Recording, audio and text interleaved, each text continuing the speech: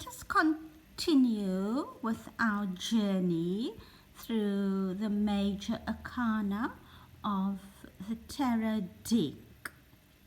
We've dealt with the first 5 cards. So here we have card number 6, the Lovers card.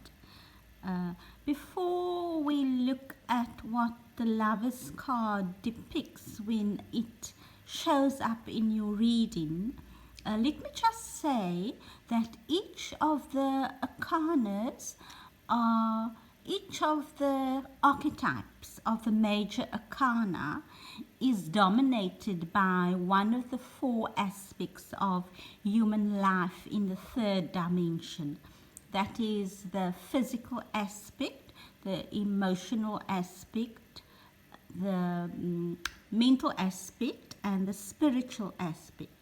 So the Lovers card is dominated, of course, by the emotional aspect.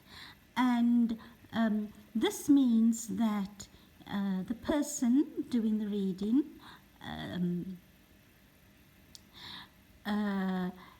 has the need to, or not the need, but has the time has arrived for the person to expand his or her emotional aspect by sharing the cause of her or his life with another being.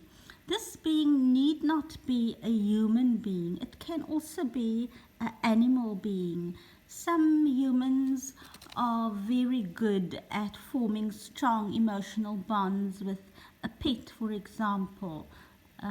So as long as there's the imperative to look after or share your life with another living creature, then the lessons for this card would be fulfilled. It need not be a human physical relationship, as I said.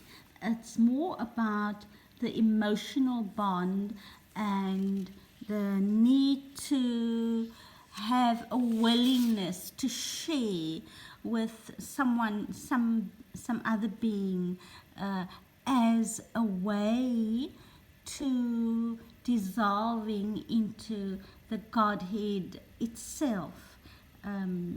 So sexual drives or passions can spur you on, and often this is necessary. People find this necessary to give up their egoic life or the journey where the needs of the ego needs to be satisfied. They need to have physical passion, sexual drives to spur them on, or they won't alter the cause of the life to make space for another.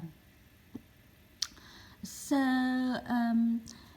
the emotional card the Lovers card can also depict raw and uncovered emotions. For example, when you have when your passion is has energies which isn't completely pure, like for example when there is misqualified energies that affects your relationship with a special person, then this card can appear. It normally wants to teach you something about the need to make choices and compromises, trials and decisions based on a desire when you need to grapple with these aspects of life. Normally a strong emotional bond is guided by spirit. It's how shall one say, it's very alchemical in nature, and the alchemy is necessary,